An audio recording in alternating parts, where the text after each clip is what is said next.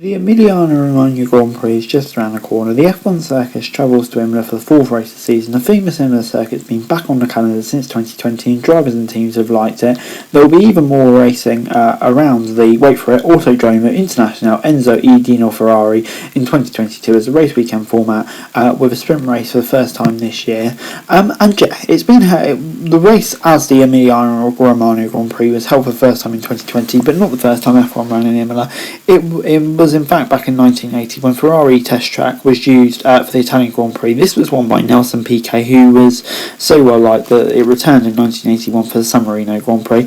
After the fatal crash of Ayrton Senna and Roland Ratzenberger in 1994, the circuit was modified for 1995. Despite these fatalities, it remained on the calendar till 2006. Michael Schumacher won no less than 7 times for the Tifosi, while Senna is the driver with the second most wins with 3, level with Alain Prost with Williams. Ferrari have won at Imola most times with 8.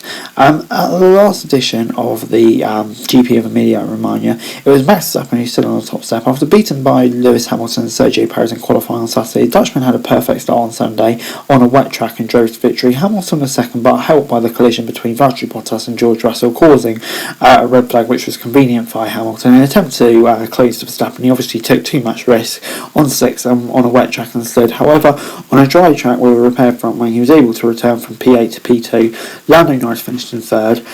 During the GP weekend in Imola, the race format with a sprint race will be used again for the first time in 2022. The sprint place takes on Saturday, and the result is used as a starting order for the Grand Prix Sunday. Unlike in 2021, the title of pole position will be given to the fastest man in qualifying. Qualifying will be held on Friday after one free practice session. On Saturday there is a free practice before the sprint, but there is less interesting due to the limitation of parc fermé. Sunday is, as usual, the race with the most points. Still, there is more to win on Saturday than in 2021, when the top 3 just received 3 points. Points are now awarded to the top 8 with 8, 7, 6, 5 down, etc. This should make stakes so much higher on Saturday, so there will be a proper race conducted. The sprint is 100 kilometres long and should last between 25 and 30 minutes.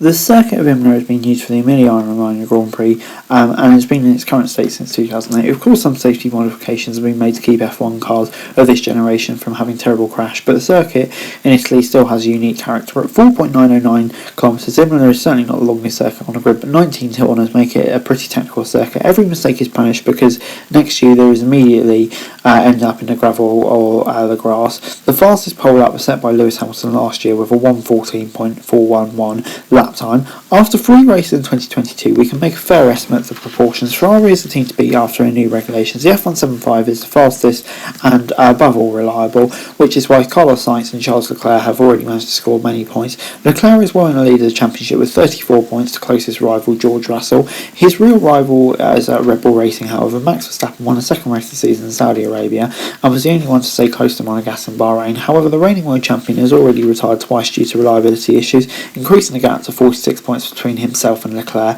Mercedes aren't as fast but more reliable than Red Bull. As a result, Russell was in 2nd and Mercedes is in 2nd in the Constructors' Championship, but Mercedes need to find a lot of pace to officially enter the title race with Ferrari and Red Bull this year. From Thursday onwards, according to weather.com, it will be raining in Imola, which could be providing a spectacle. Instead of 2 free practices, there will be 1 practice and 1 qualifying on Friday. On Saturday there is a sprint race in the modified race weekend of Formula 1. After the rain showers on Thursday and Friday, 97 and 94% chance of rain respectively, it clears up slightly on Saturday. The temperature rises by about 7 degrees to a maximum of 22.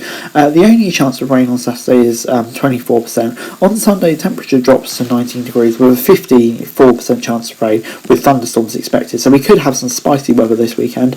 After the first 3 races, Ferrari goes into its home race as a favourite. The F175 has been the best car over all 3 circuits, arguably, but above all, it's the fastest in slow sectors where more downforce is needed. If that will come in handy there was lots of slope timing corners, but behind it the question will be how close Red Bull can get. Christian Horner said that there will be no updates to Imola, but Helmut Marko revealed the opposite with only 1 free practice session. However, it's questionable whether you can properly test an update. So far, Mercedes had a lot of trouble following Ferrari and Red Bull. In Australia they seem to go a bit better, and the team knew how to handle the tyres a lot better than Red Bull. This could possibly play an important role again at Imola. And yeah, as it's a sprint weekend, I'll just run through the timetable for this weekend. weekend in UK time. So Friday, free practice 1 is 12:30 to 1:30, and then you've got qualifying 4 till 5 on the Friday. On Saturday, the second practice is 11:30 to 12:30 with a sprint taking place starting at 3:30, and the Grand Prix will start at 2 on Sunday. So yeah, that's timetables for this weekend in UK time. There was a couple of big stories floating around in the paddock before the weekend properly got started, and that's firstly after some speculation that it may not happen. Carlos Sainz has signed a 2-year extension with Ferrari. I mean, I always felt like it would happen, just surprised to see it announced so soon. But showing confidence after, let's face it, a dodgy race in Melbourne. So yeah, great to see Carlos Sainz signed up for another few years, and that's probably a great lineup for Ferrari. And the other big news was Lewis Hamilton is apparently wants to take over Chelsea, investing many millions of pounds. I did not see that coming, to be quite honest. But moving on then to the on-track action, and that's practice 1. Of course, the only session before qualifying on the sprint weekend, and it was dry. It was wet, much like qualifying is expected to be. And Joe, you thought Ferrari were dominant in the dry, then it looks like they're even more dominant in the wet. The only team that really could properly get their tyres into temperature. Verstappen came third. I mean, but he was miles off. Then you had the Haas up there, 4th and 5th. They did a really, really great job. Mercedes are really struggling. Probably the porpoising on Russell is the most extreme I've seen all season. And before I go my predictions for this weekend, I'm going to say it's a hard one to call this weekend actually. I'm going to rely on there being rain in the qualifying on Friday, and it will put Max Verstappen on pole, even though Ferrari may have the fastest car. And the sprint winner, I'm going to say Verstappen. No, he won't want to challenge him. But for the race win, I'm going to say Verstappen retires again. You know, it's a longer race this year. It's technically a race and a third. The Honda engine just can't cope. And Carlos Sainz will come through for his first win. I'm predicting he's going to have a much better weekend this weekend. He's going to come through and take the win. It's going to be Charles Leclerc in second. And I'm going to say Perez has a dreadful qualifying, can't make up the positions, allowing Lewis Hamilton to take the final podium spot. So basically, I'm predicting lots of chaos this weekend. I think we all want to see some chaos. So yeah, that's my predictions. Anyway guys, that's the video. Thanks very much for watching. To like, share, subscribe, remember your thoughts, comments down below. So thank you so much for daily F1 news, and subscribe to my channel on screen, and I'd be greatly appreciated. Thanks very much for watching. Peace!